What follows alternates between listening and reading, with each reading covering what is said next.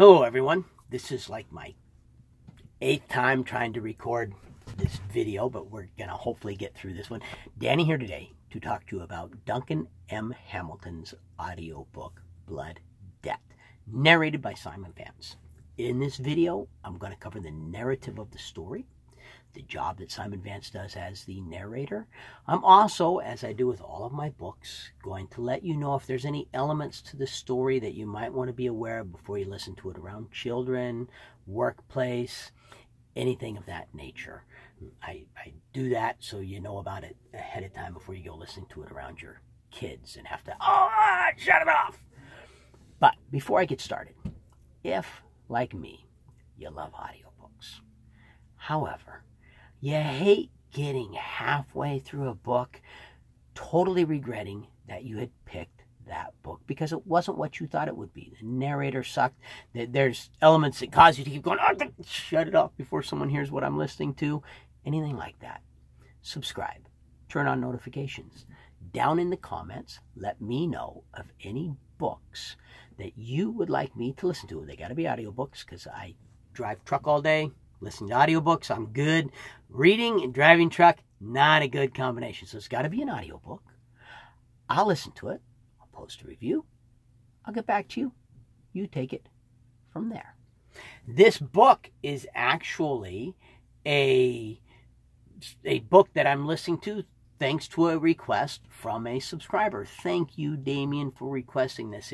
This is what a conclusion to a trilogy should be. So if you've listened to the first 2 books, then you know that by the time you reach this 3rd book, Adelaide is aware that Wulfric is alive. Wulfric believes that Adelaide is still dead. Ethelman is dead and he has passed his quest on to Adelaide. Wulfric is heading back to collect his final blood debt. He wants to kill the Margrath, and he wants to kill Rorik. I can't believe I can't think of the bad guy's name. Anyhow, he wants to kill Rorik, I think is the name of the bad guy there. And so he's headed back along with what is left of his company. And the story, for the most part, follows 3 storylines. So, like the 2nd book, you'll want to listen to the name at the beginning of the chapter because that'll tell you whose storyline that's following. If you miss the name, not a big deal. It'll become very obvious very quickly whose storyline they're following. You have Adelaide, who is working to become a doctor, and at the same time trying to figure out how to complete the quest that she was given by Ethelman. You have Rorik, who is trying to set himself up as a king. He's got control of the Godstone, and he's doing everything in his power to bend the Margrath to his will, to overthrow the princess, and to turn himself into a king. You have Wulfric, who gets waylaid on his way back. The princess finds out that the famous Wulfric, and the reason he's famous, and Wulfric, he's not known as Wulfric. I'm having a brain fart. So if my energy level right now seems lower than it normally is in these videos, that is because of the ending of this book, and I will get to that in a bit. But it's because right now I'm feeling emotionally drained. That's how good the conclusion to this book is. Yeah, where was I? Yeah, I'm definitely emotionally drained right now. Even my brain feels a little bit fuzzy. Anyhow, Wulfric is this famous. He's the most famous warrior in the land. The princess has found out that she's there. She tricks him into, getting a job done for her that she needs done, and at the same time tying him into her service. She gets tricked into sending him on a hero's quest, and it is a quote-unquote hero's quest. That's even what they call it, and it's one of my favorite parts of the book. In the hero's quest, he fights Draga, which is their name for zombies. He finds a hero's blade. He actually doesn't find it. He gets it made for him. He meets a dragon, although he doesn't realize that it is a dragon. He kills several people that are sent to kill him. He rescues a village not once but twice.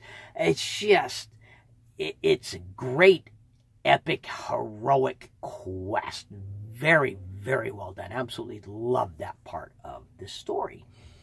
You reach about the 2-hour mark in this book series, and none of those threads are really headed towards a mutual conclusion. Those 3 threads almost seem to be on divergent paths. And I remember thinking, I thought this was a trilogy. Is he going to have enough time to finish this and finish it well? Now, you reach the 1.5 to 1 hour point in the story, and you can see the direction that the threads are going. There's still several surprises left in store. The final hour of the story is just an emotional roller coaster. It's tragic. It's exciting. It's heroic. It's a wonderful, one of the best finishes to a trilogy that I have ever seen. One of the things that Mr. Hamilton did that I really loved, he ignored the political correctness that you have nowadays, to where when you have a hero of a story, this is what typically happens when you have a hero of a story nowadays, and they're on a quest for vengeance. When they finally achieve their vengeance, it leaves them feeling hollow and unsatisfied. And that's like the politically correct viewpoint nowadays. Mr. Hamilton doesn't do that. When Wulfric collects his final blood debt, all the hatred, all the anger leaves him. He's at peace. He's satisfied. He's dying, and he's like, this is a good death. I'm ready to go now. As the listener, his death doesn't feel tragic. His death feels heroic. As Wulfric says just before he dies, it's a good death. Yeah, it's a really good death. Well done, Mr. Hamilton. Very well done. And that's why my video's low on energy. That final hour is exhausting. I mean, up, down, excitement, tragedy. Oh, and it draws you into the story so much. I mean, when a story draws you in, you yourself personally feel all those emotions. And so emotionally, I'm wiped out. Mr. Vance is an excellent, one of the top narrators. He narrated the first 2 books, so we already know he's going to do a great job, and he did a great job with this story. I would give the same caution with this book that I gave with the first 2. There is foul language in the book. It is not excessive, but it is definitely there. There are no sexual situations whatsoever. Of course, it's a book about warriors, so you have several fights and several bloody scenes. They're not overly gory or anything like that. The only thing that would have caused me to be careful listening to it around my children would have been the language, and then when they got old enough where I was comfortable with them hearing that language, nothing else in the book would have bothered me at all. If, despite my lack of energy, you like this video, hit the like button. If you like my channel, subscribe. Turn on notifications. Questions, comments, feedback, it's what the comment section is for. Put them in there. Send them my direction.